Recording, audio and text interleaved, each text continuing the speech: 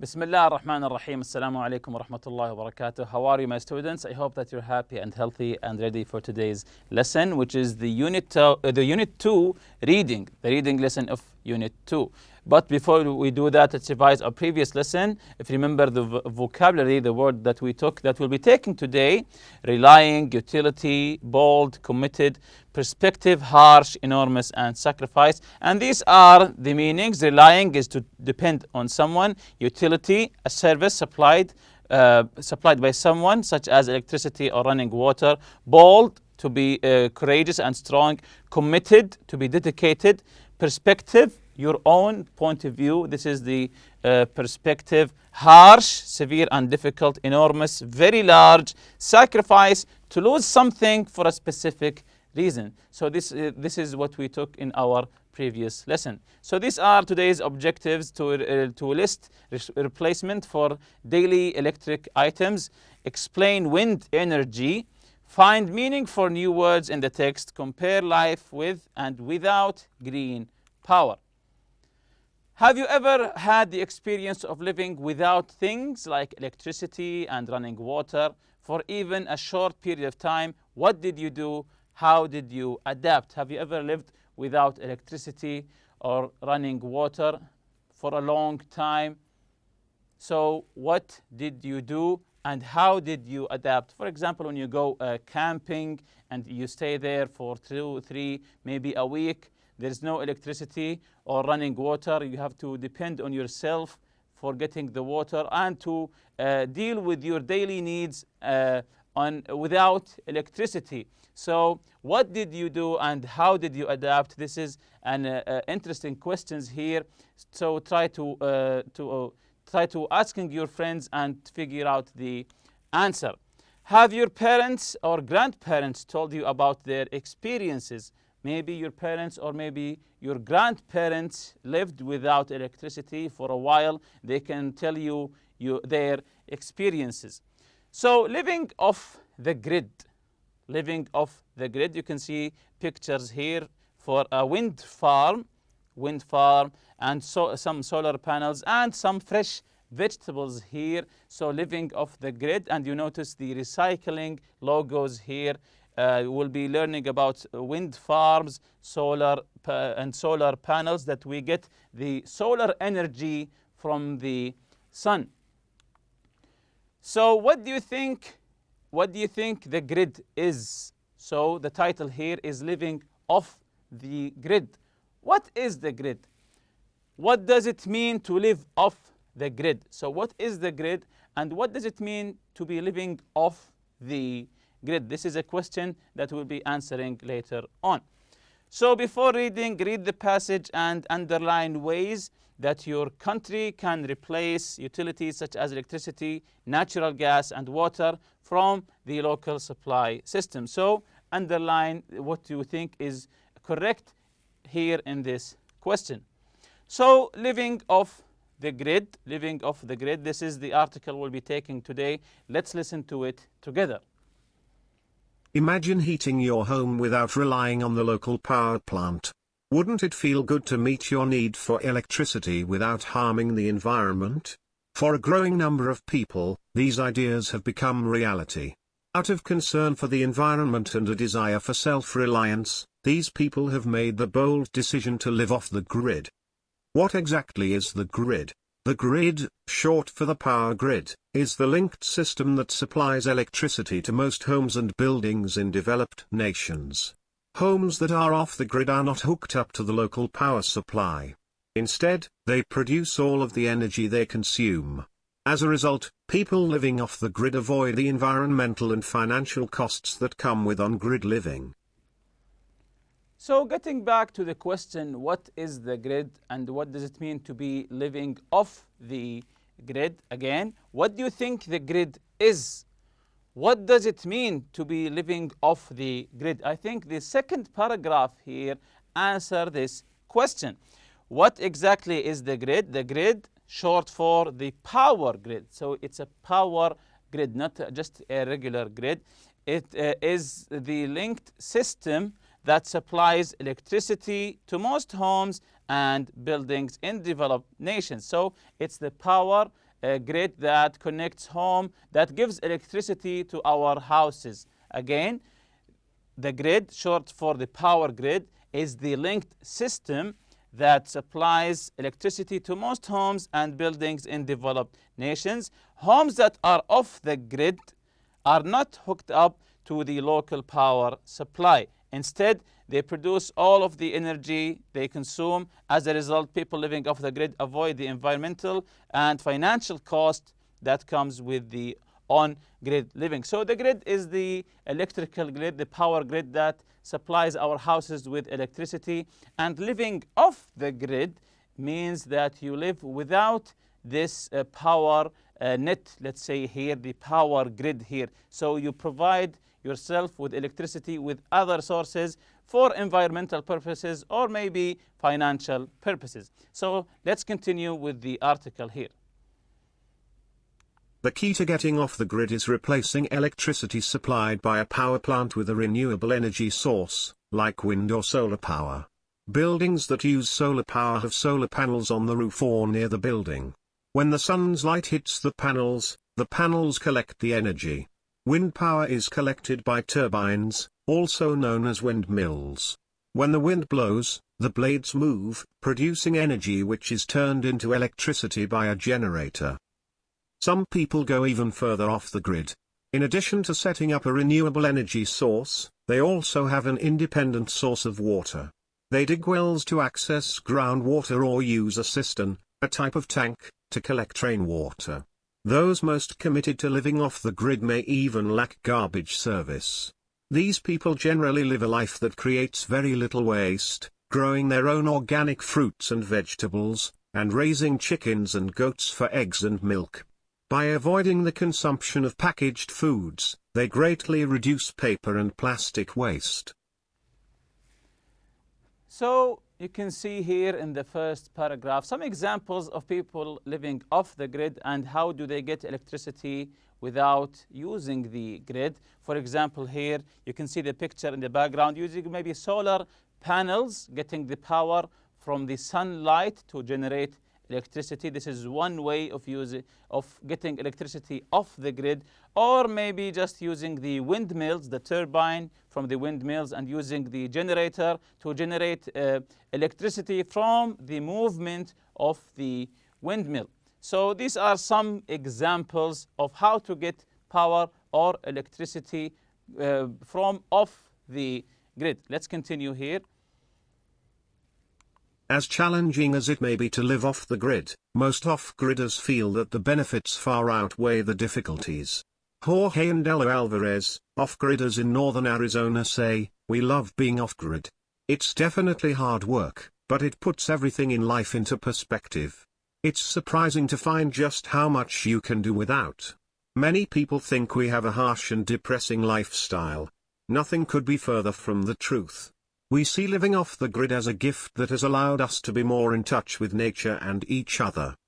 This view is shared by Wendy Johnston, a mother of 3, living off the grid with her family in Ontario, Canada.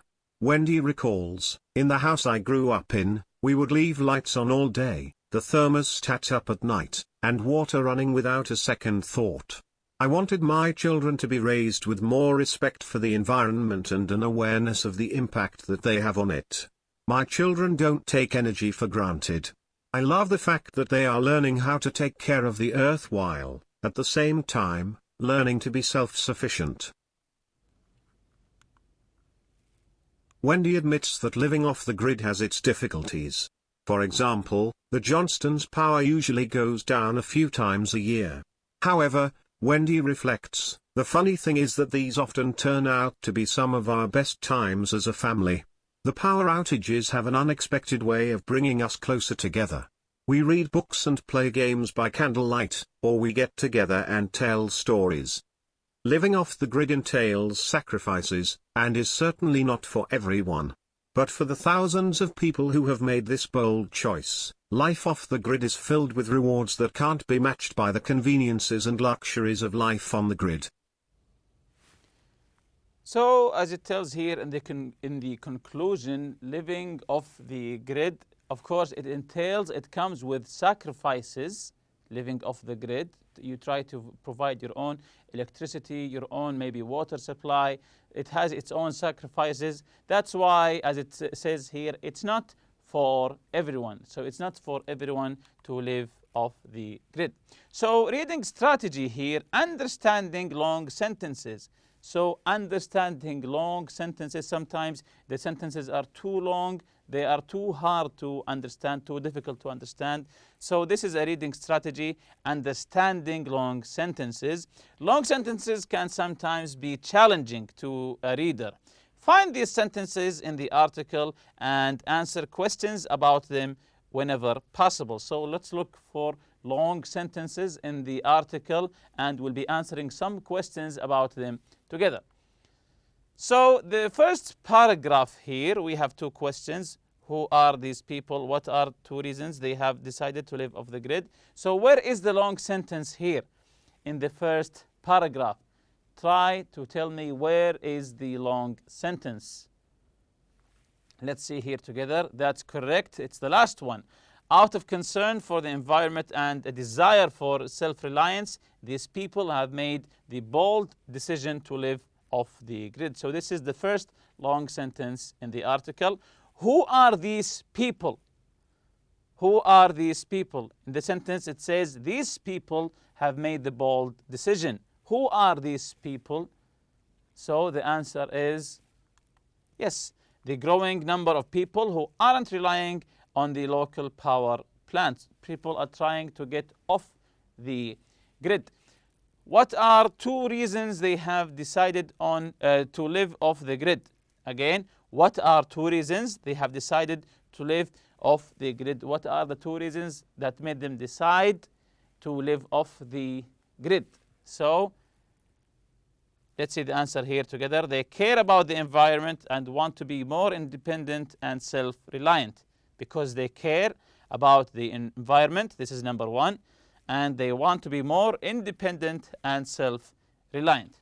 So this is the first paragraph. What about the third paragraph? Paragraph number 3. Where is the long sentence here? Where is the long sentence here in the third paragraph? Let's see it together. It's the last one also. When the wind blows, the blades move, producing energy which is turned into electricity by a generator. Again, when the wind blows, the blades move, producing energy which is turned into electricity by a generator. This is the long sentence here. What are the blades? When we say blades, what are the blades?